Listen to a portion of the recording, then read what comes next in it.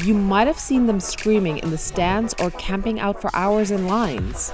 But recently, K-pop fans have done much more than that. While some protested on the streets for Black Lives Matter, K-pop stans in the US flooded police surveillance apps and racist hashtags with videos of their favorite groups. They claim to have registered hundreds of tickets to President Trump's Tulsa rally and then didn't show up, leaving row after row empty. What is it about the world of K-pop behind the glowing skin, powerful dance moves, and catchy rhythm that's got its fans politically active? My Blackness and who I am as a person comes before any K-pop artist. We're going to look at who the K-pop fans are in the US, how they got involved in politics, and whether or not the K-pop industry is doing enough for its supporters of color. So, who makes up the K-pop fandom in the US? It's important to know that they are neither composed of just the Asian diaspora community, nor just screaming girls with a lot of time on their hands. It's a lot more complicated than that. First, the fandoms are divided into the artists you support. So if you're a BTS fan, you are part of what's known as ARMY. If you're a Blackpink fan, then you're a Blink. And you can be part of multiple fandoms. The K-pop fandom in the United States is quite diverse, and it includes many people of color, African American and Latinx. The fandom is also characterized by being very LGBT friendly. This is Serba Seji, a professor in East Asian languages and culture at Indiana University. She's lived in Korea for almost 16 years and understands K-pop and its expansion to the US. Music fandoms tend to be younger, and so I would say probably the average age is in the 20s.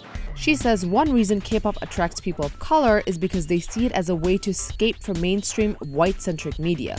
With K-pop, I feel like it was very familiar to like the Black 90s bands that I was like listening to.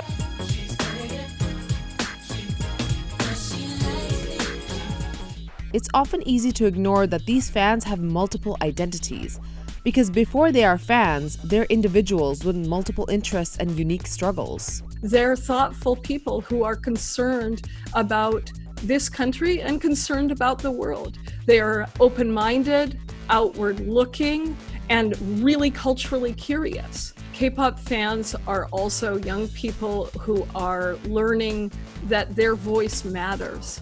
That's why in the wake of Black Lives Matter and the police killing of George Floyd, fans used the tools they had developed as K-pop fans to fight for a cause they saw as meaningful. It's important to note that these fandoms operate online, mostly through Twitter. And mobilizing online to boost idol ratings is nothing new in the world of K-pop. We'll do giant streaming parties and get their faves to like the top of the Melon chart, or in the American sense, like the top of the Hot 100. So it wasn't really surprising to see that happen in the BLM sense, where fans could just like really easily trend a hashtag to #1. People have learned how to avoid looking like a bot online and make that view count go up while still showing to YouTube that this is a real person behind that play click.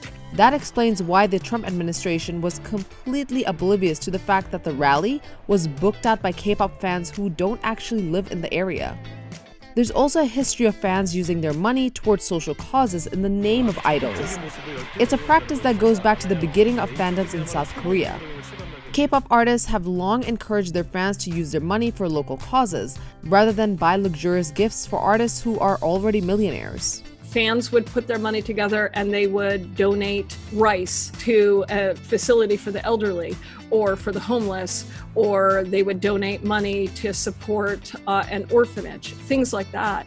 Fans have recognized that this is a great way to get positive press coverage for both the artists and the fandoms. In late 2018, BTS made an empowering speech at the UN General Assembly about self-love.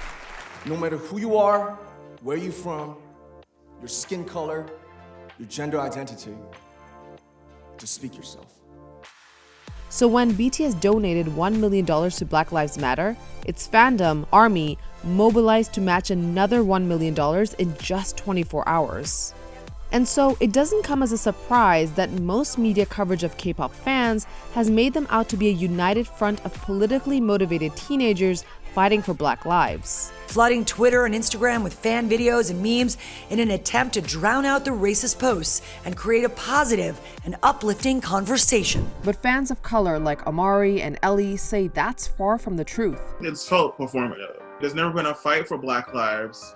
Like a year ago, a Black K-pop fan could say Black Lives Matter online and will probably get a ton of from like non-Black K-pop fans. While BTS and ARMY's donations seem positive at first, some Black fans say it was later used to silence their voices. So anytime an idol does any type of cultural appropriation, Black fans will try to call it out, say, hey, this is offensive. And then a random person would come up and be like, well, they donated like $1 million to BLM. Because it's like, hey, we donated, shut up now.